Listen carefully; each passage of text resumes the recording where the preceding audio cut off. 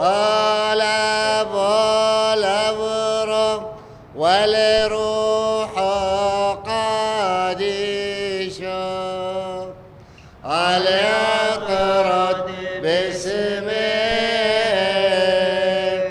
نويد خرانا ملفون وكوني كين زادقين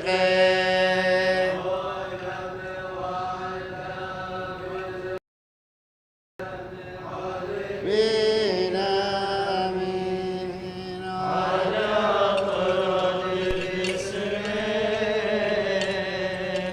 نويد خرانا ميتو قادشتو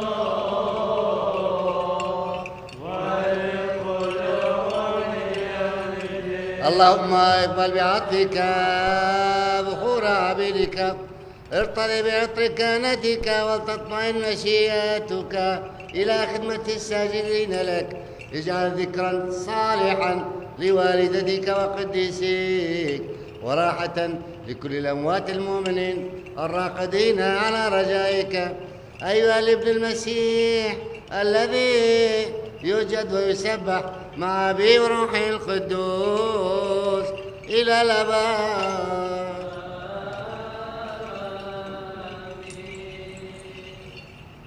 بصلاة مبتغل قاضي شيء إرامر مغمر من كل حين يوم الفتنة وشمعون أولين وبخيون الأمور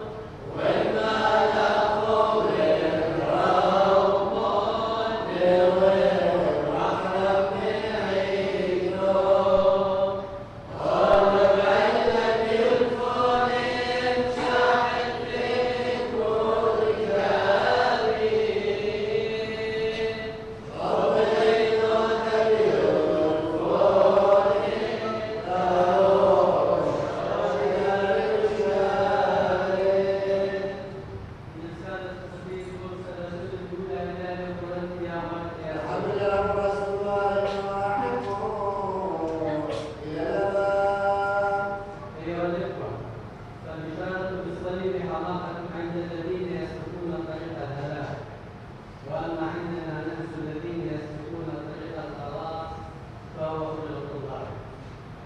الكتاب يقول: سأذكر حكمة الحكماء وأثير ذكاء الأذكياء، فأين الحكيم وأين العلامة وأين المجاهد في هذا الزمان؟ فما جعل الله حكمة العالم حماقة، فلما كانت حكمة الله أن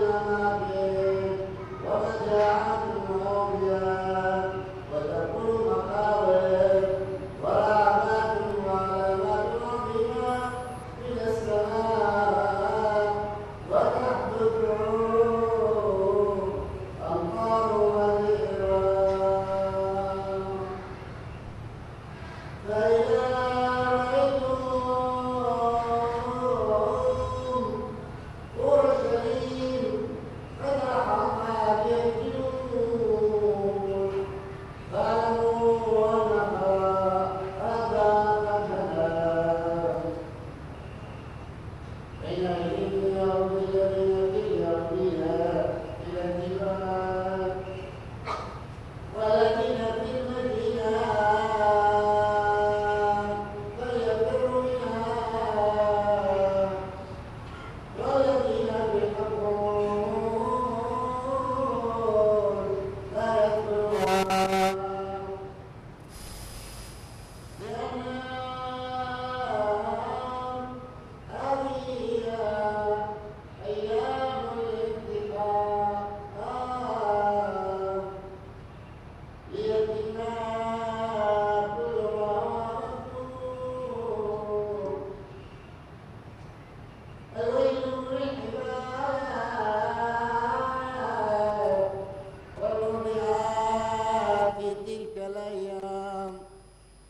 فإنه سيكون على الأرض شدة عظيمة وسخط على هذا الشعب ويسقطون بحد السيف ويسبون إلى كل الأمم وأورشليم تدوسها الأمم إلى أن تتم أزمنة الأمم وتكون علامة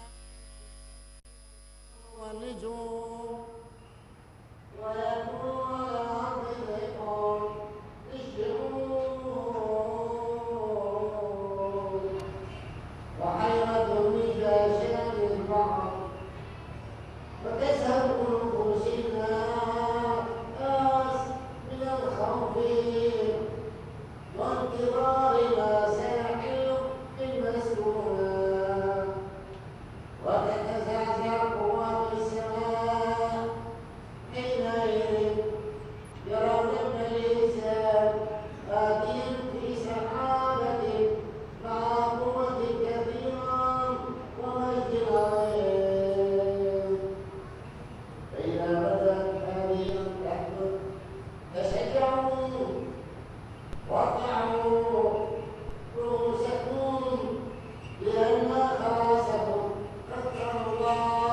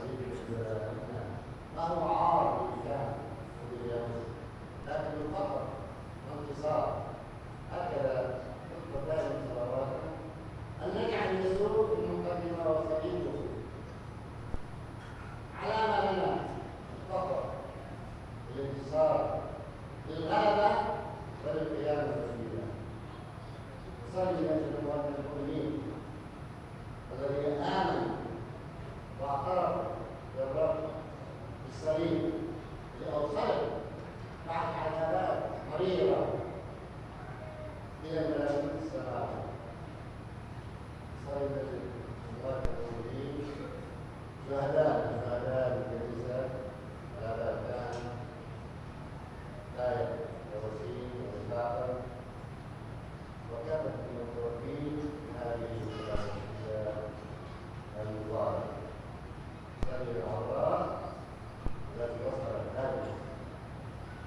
كان يمكن البداية مع يسوع وفتره حياته كلها إلى الصليب، إلى أقدام الصليب. هي الرحمة وتأخذنا إلى وصلنا إلى يسوع، علمنا كيف تمشي مسيرة هذه الحياة. فلا الذي في السماوات ليتقدس اسمك، ليأتي ملكوتك، لتكن مشيئتك كما في السماء كذلك على الأرض. أعطنا خبزنا كفافنا اليوم، واغفر لنا خطايانا كما نحن أيضا نغفر لمن أخطأ إلينا، ولا تدخلنا في التجربة ولكن نجنا من الشرير، لأن لك الملك والقوة والتسبيح إلى أبد الآبدين. آمين. السلام عليكم يا مريم، يا ممتلئة نعمة، الرب معك، مباركة أنت في النساء، ومباركة ثمرة بطنك يسوع.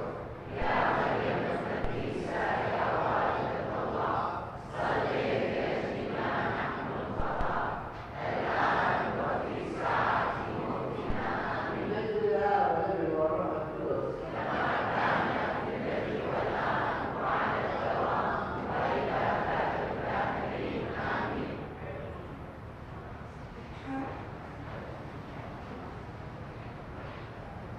أيها الأحباء، كما سمعتم وكما تعلمون أيضا أن اليوم يصادف عيد افتتاح الصليب. الصليب كما تعلمون أيضا نحتفل به مرتين. الأولى ولا لا معروف علم نجد يسوع، نحتفل بالصليب بيوم العظيم الفجر وجاء آباء وأمثال. وأيضا مرة ثانية نحتفل بالصليب في هذا اليوم، ويوم التمجيد في هذا الصليب، ارتفاع الصليب وجاء وجدان الصليب بالفرح والبهجة والسرور. في المرتين الأولى بمعظم اليوم تدعو الكنيسة إلى التأمل بهذا الصليب، وتدعونا أن نتعلم من مدرسة الصليب كيف نعيش في هذه الحياة. كما تعلمون أيضا أن الصلاة اليومية لا تزال حاضرة في هذه الحياة، وهذه الصلاة تتبدل الصعوبات والآلام والمشاكل والمتاعب، أحزان كثيرة تصادفنا، موت عزيز علينا، فشل في المشروع، انتكاسة صحية معينة. كل هذه الأسباب علينا أن نتحملها، هي حاضرة في هذه الحياة.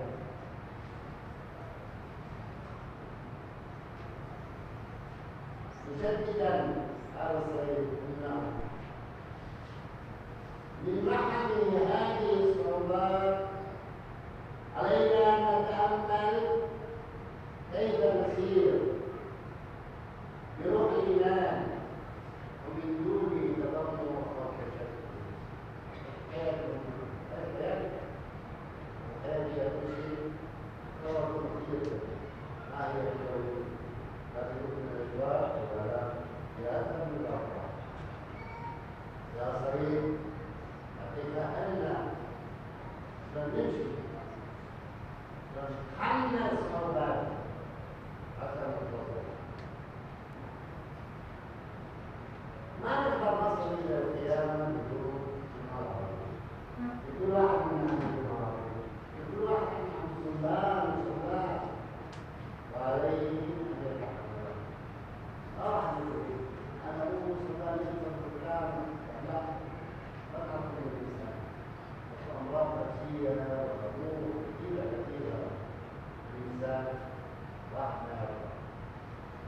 كلنا على السواء لدينا الصلاة وعلينا أن نتحمل بفرح لا بالتشكك والتنمر.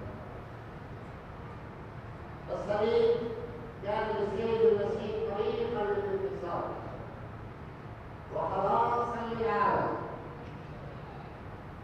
لم يبقى معلقا عليه أو مريضا بسببه. وكذلك السلطان علينا أيضا تدفع إن شاء روح المطير، إنما أصبح علامة صحيح انتصار الخير على الشر والحق على الباطل والعدالة على الظلم والنعمة على الخطيئة وانتصار القيامة على الموت والقيامة والحياة. وبالتالي يصبح الصليب علامة رجاء لكل مسيحي ومسيحية بشكل المسيح الكريم، لأنهم الوحيدين يؤمنون بالمسيح ودراسة رسالة المسيح، يؤمنون بأن الله أرسل إلى المسيح لخلاص العالم. وبهذا الشكل يوجد صحيفة إلى المسيح من خلال السير تتحمل الزكاة وصعوبات الحياة كان ذلك يعني يتزوج السيد المسيح. ليوم عيد اتباع الصليب المقدس نسير إلى الأحباب برحلة إيمان وخشوع، وهي رحلة الله بمنزل الخير، هذه الحياة إلى رحلة إلى الجود إلى الصعود إلى الجود إلى ما يجب الجود إلى يعني ضرب الآلات ضرب الصليب كم مرحلة يسوع صعب أربعة أي أربعة خصوصا الكنيسة لا بالفراغ والمستميت الفراغ والمستميت هي الحياة هي كل يوم. أكل واحد مع الصعود مشكلة صارت باليوم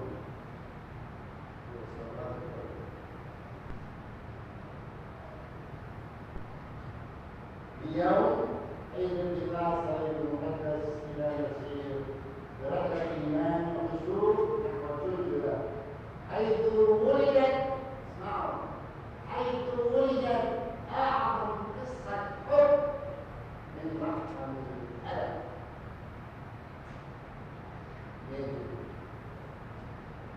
إلى آية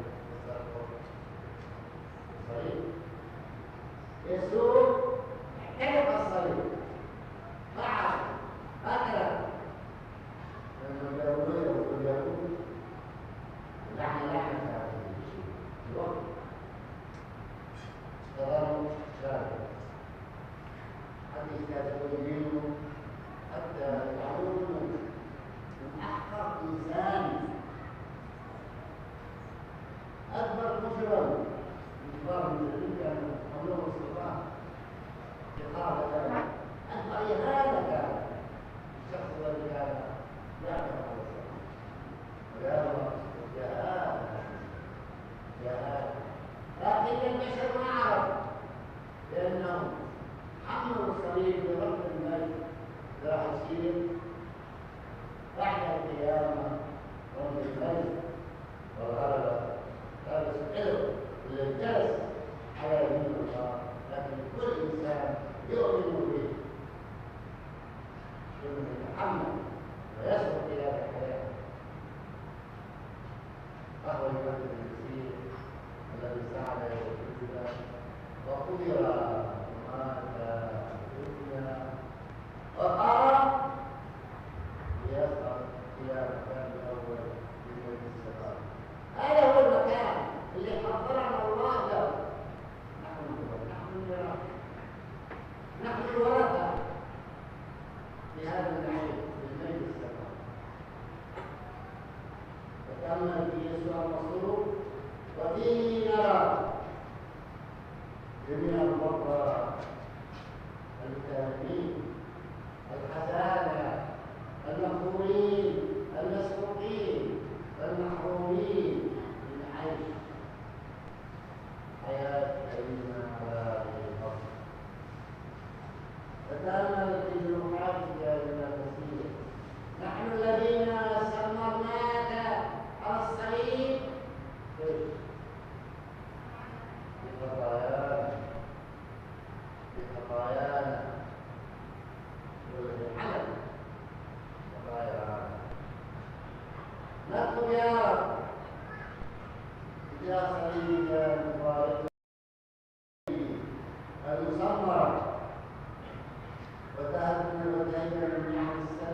التشريع بالدلائل التي وافقت أمر هذا الجليل وكثرة الخبز والسمك في مقاصد الجليل. اذكر اغفر خطايانا باستحقاقاتنا لك لأن زجرت الأمواج بيمينك قابلا نسيرا على مياه الحياة بإيمان وثقة ومن جرح دمك المقدس الذي سال منه دم الله نطلب رحمة للعالمين.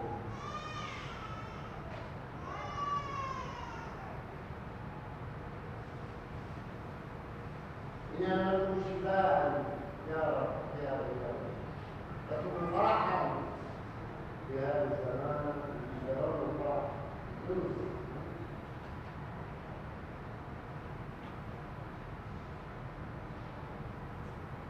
أمنا وسلاما نطلب أيضا نجاة من توارد وزلازل وأوبئة وأمراض.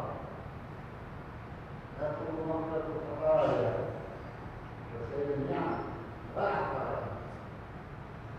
أيها المسؤول صلي المسؤول يا رب مهم جدا. ننظر إلى قدميك المقدستين المسخرتين ونتأمل في عظاتك على بر التطويلات حيث شئت ورقيت من التطويلات دافعا للحياة الأبدية. لا تتركنا مكبرين عن السير قدما نحو المرحلة الأبدية، فلكن أن نسرع الخطى نحو مساعدة الآخرين وأن نسير لنقابل وجهك المرتب بالجهود كل قضاء يا رب في قلوبنا. أيها المسيح آمين أمام صليبك من حمل. نعم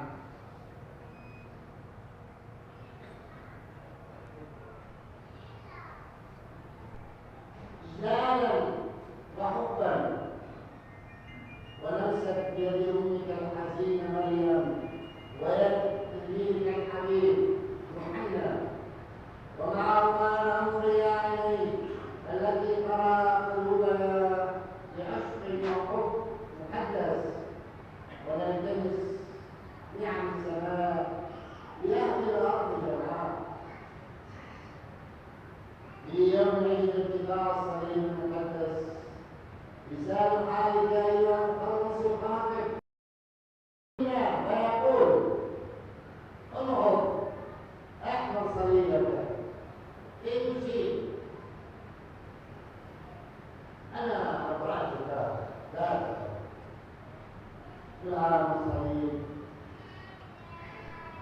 على مفرق وانتصار منازلنا فلننطلق إليه ونحن حاملون صليب المجد الذي أصبح سبب فراسنا وفقرنا وانتصاراتنا تجاه قلوبك الخمسة يا رب. يا رب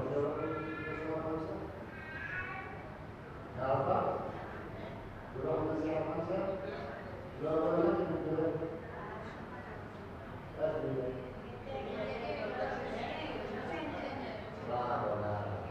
لا بالنسبة للولاد الصغيرة ولاد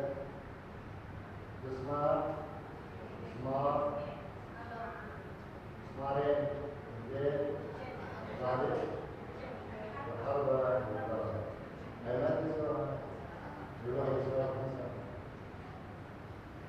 يجاهد روحك النفس بشيء أمراض وأوجاع بنصر أمر صليبك إلى القيام إلى النار لي ولكم جميعا لأننا ولد هذه الأبد يرى بحركنا لا ولد روح القدس كل عليه الصليب وأن الكتاب نؤمن بإله واحد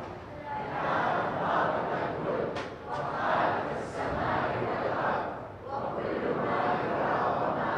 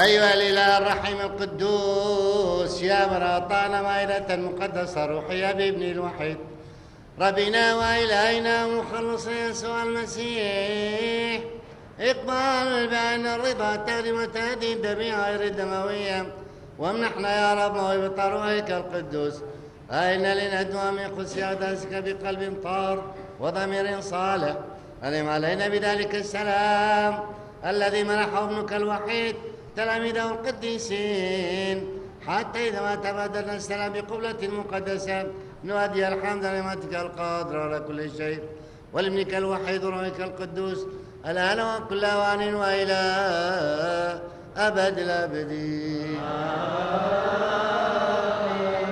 السلام لجميعكم. اسلام المرأة،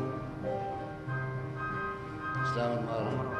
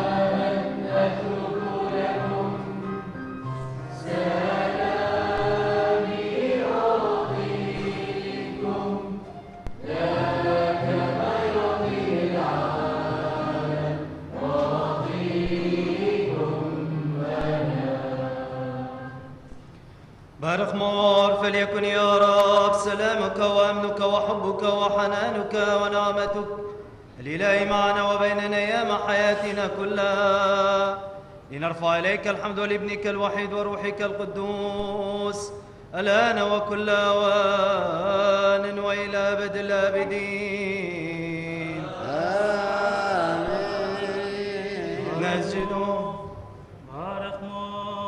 نسجد أمامك يا ملك الملوك ورب الأرباب، ونطلب منك يا رب أن تبسط يمين حنوك لعبدك هؤلاء المنحنين أمام عظمة جلالك الرهيب، وتباركنا مع رعيتك المفتدات بدم ابنك الوحيد، احفظها واصفح عنها وقدسها، واجعل أن يتلالى على محياها اسمك الحي، فيعرف العدو أنها رعيتك المفتدات، فنرفع إليك الحميد والشكر لابنك الوحيد وروحك القدوس الآن وكل أوان وإلى أبد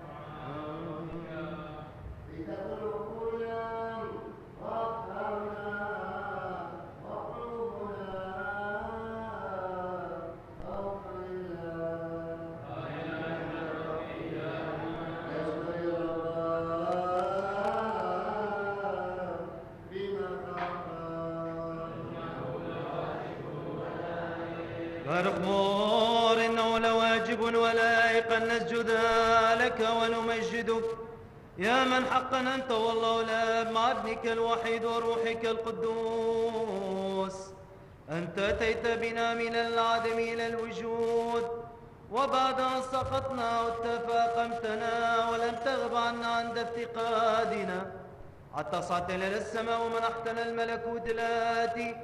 إننا نشكر لك ولابنك الوحيد وروحك القدوس هذه كلها يا من يقف أمامه في صفوف الكروبين كثير العيون والسرف مسدس والأجنحة، وهم ينشدون نشيد الظفر بأفواه لا تصمت وبعبارات لا تهدأ مع سار الجنود السماوية صارخين وهاتفين وقائلين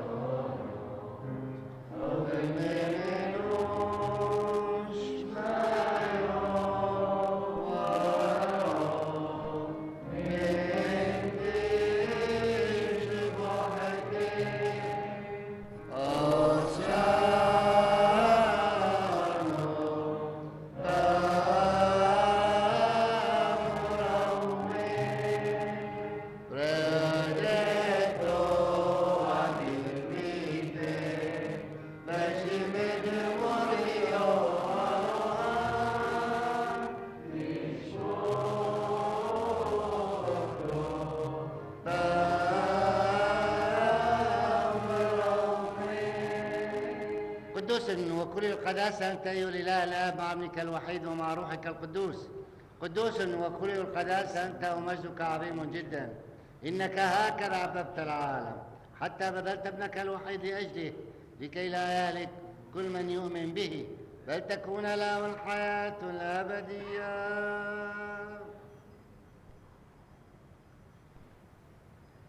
أو تخادت وخول دبرانوت ودحلو فين دمار للياود مثل محلف حيدر وفرقانو ساب لحمه عليدا وقادي شوتو هذا الشوت لشما يهودي باريخ وقادي واقصر ويا التلميذة وشريحك الأمار سابق المنين ونايتا فرادي أو دحلو فيكون وحلو ساقية بدر سومتيه شفون الأخوات والحايد الأولواني.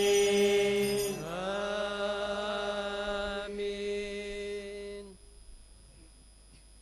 أخواد وخوصة من بوثر دحشم كذ مازب من حمرو من ما يهودي باريخ وقادش خلط عميني يا بالتلميذة والشيحي كذمار سال الشوم من كل خون غنايتا مودين يا بخذاته أو دحلو فيكون أحلى ساقية بدشت ومتيه شبقون تحتوه والحايد العالم والمين. آمين. ذكري كلما أكلتم وشربتم هذه الكاس تبشرون بموتي وتعترفون بقيامتي حتى مجيء. إننا نذكر موتك ونعترف بقيامتك وننتظر مجيئك الثاني فاشملنا جميعا بمراحمك. إننا نذكر يا رب وصيتك الخلاصية وكل تدبيرك لأجلنا صلبك وموتك ودفنك وقيامتك في اليوم الثالث بين الأموات وصعودك إلى السماء وجلوسك عن يمين عظمة الآب ومجيئك الثاني المجيد تدين الأحياء والأموات وتجازي برافة كل إنسان حسب أعماله. فبيعتك ورعيتك تناشدك لتبهج معك في ملكوتك، وتبتهل بك ومعك إلى أبيك قائلة: ارحمنا أيها الإله والآب الضابط الكل. ونحن أيضا يا رب إذ نقر بجميلك نشكرك عن الكل ومن أجل نسبح لك نبارك لك نسجد ومنك نطلب أيها الرب الإله. أشفق يا صالح وارحمنا. بارك يا سيد مهرب هذه الساعة ويا هذا الوقت يا أحبائي، لأن الروح القدس ينتقل وينحدر مرفرفا على هذه الأخارستية الموضوعة ويقدسها. فانتصبوا بهدوء وخوف وصلوا. السلام معنا والأمن لجميعنا. استجبنا يا رب، استجبنا يا رب، استجبنا يا رب. أشفق يا صالح وارحمنا.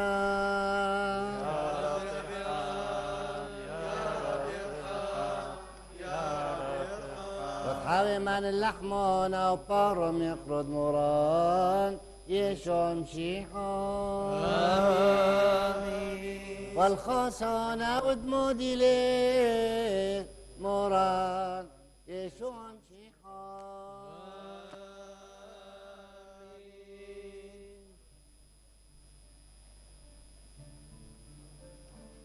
صالح وتكاشف، صالح وتكاشف. صالح ونثك شاف مورن وضن حيدون قديشو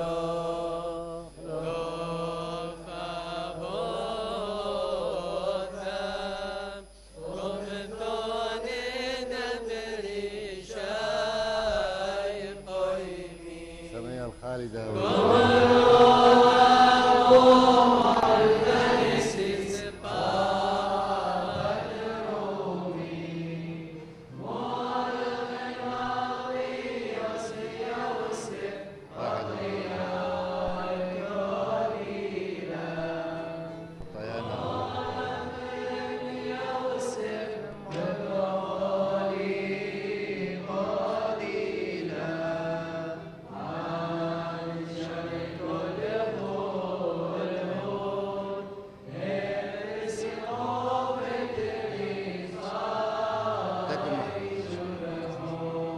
جميعكم واخواتي الى الابد. نحن شمايانا اسمه دابو امين دبرو امين وبروح خايف قديم خايف العالم امين امين. صارت خشوا قابل موت بطول. جلست في هدوء ونظرت للعلا وتأملت صليبا بين أرض وسماء. فوقه الحب تجلى هاتوا من الأرواح لا تحسبوا بين البصرين.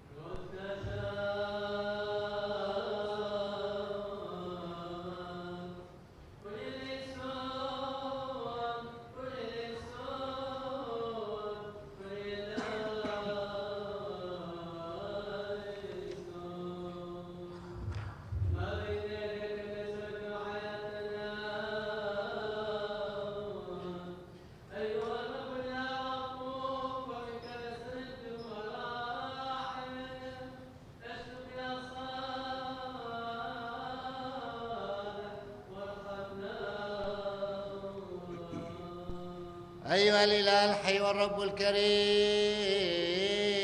إياك نستودع أنفسنا وبعضنا بعضا على رجاء الحياة الأبدية بالمسيح، ونبتهل متضرعين إليك يا رب تشفق علينا وعلى شعبك المؤمن الماثل أمامك بغزارة حنانك. أهلنا لندعوك أيها الآب القدوس بشهادة ضميرنا الخالصة، ونصلي قائلين: أبون بشمايل.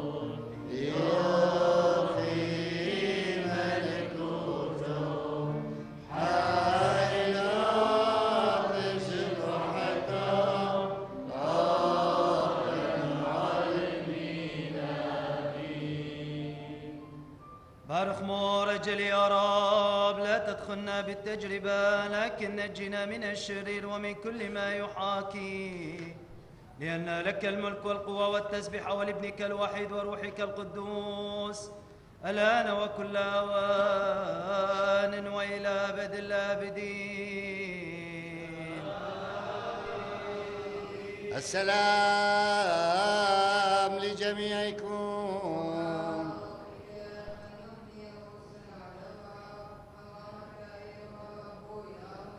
بارك يا رب الذين حنوا أناق أنفسهم وأجسادهم أمام حنانك، قدسهم احرسهم، اجعلهم أطهارا بلا عيب ولا شائبة، ليرضوك أيام حياتهم كلها.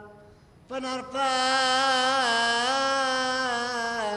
نحن وهم إليك الحمد، وإلى ابنك الوحيد وروحك القدوس الآن وإلى الأبد.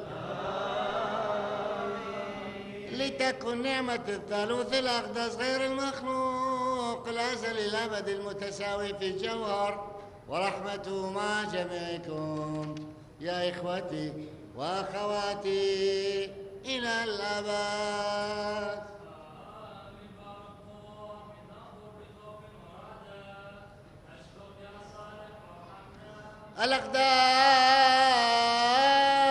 الأقداس للقديسين وللأطهار تعطى.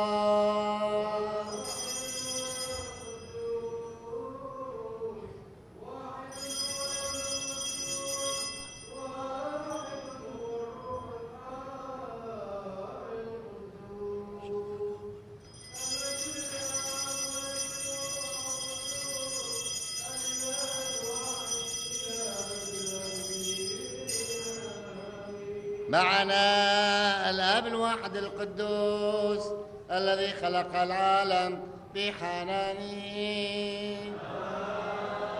معنا الابن الواحد القدوس الذي خلصنا بآلامه الثمينة. معنا الروح الواحد الحي القدوس المتمم والمكمل كل ما كان وما سيكون.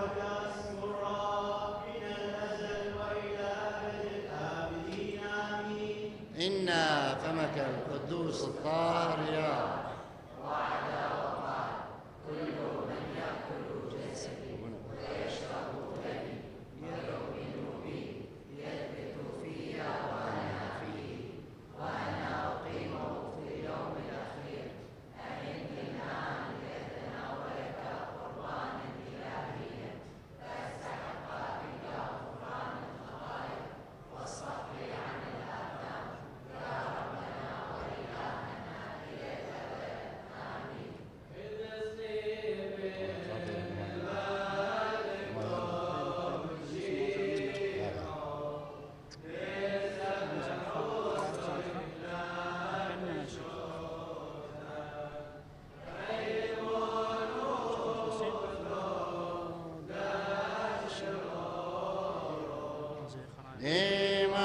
كل شاوي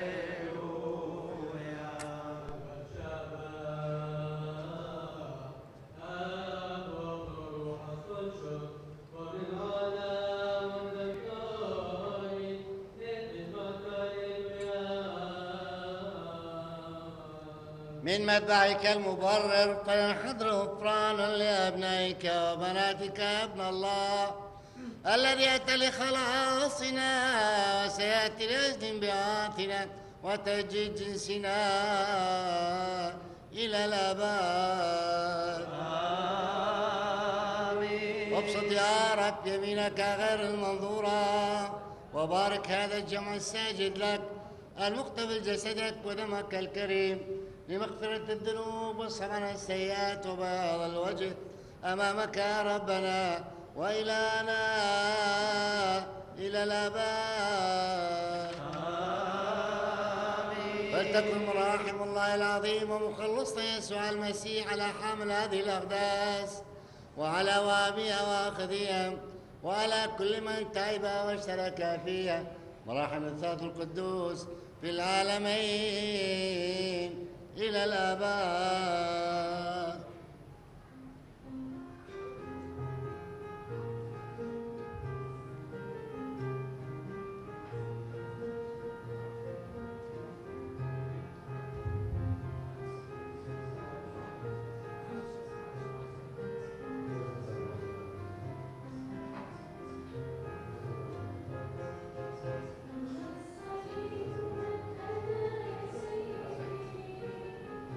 لولاك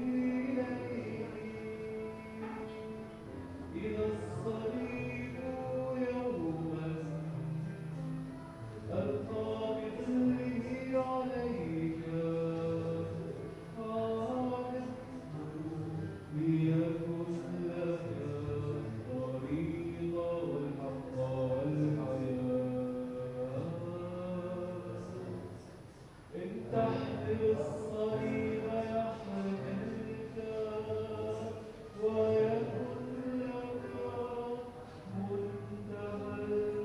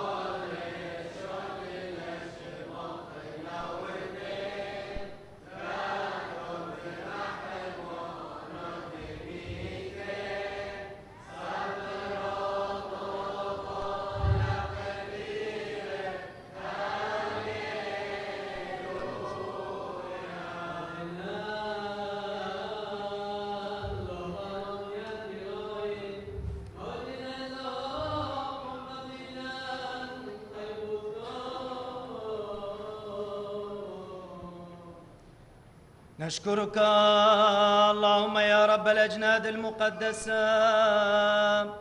لأنك ألتنا على غير استحقاق منا للأسرار السماوية الخالدة أي جسد المسيح المحيي ودمه الفادي، فاجعلنا إذن لقبولها حتى إذا ما قبلناها بقداسة وضمير طار أيام حياتنا كلها نتقوى لصنع ما يرضيك، فنرفع إليك الحمد والشكر ولابنك الوحيد وروحك القدوس الآن وكل أوان وإلى أبد الآبدين.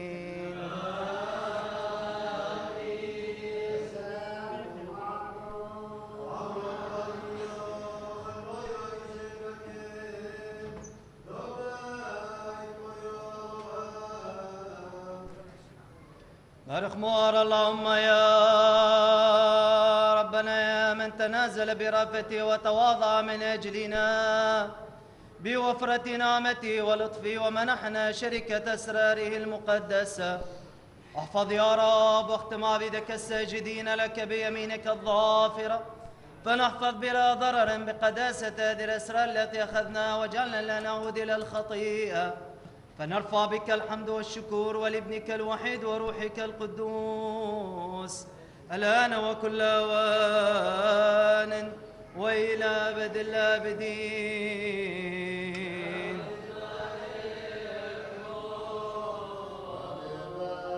الصليب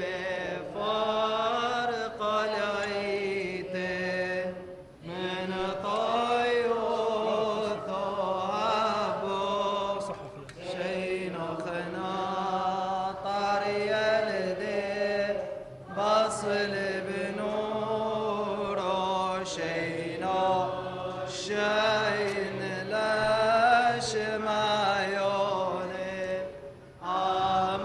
أمراد شيء بعيد خنا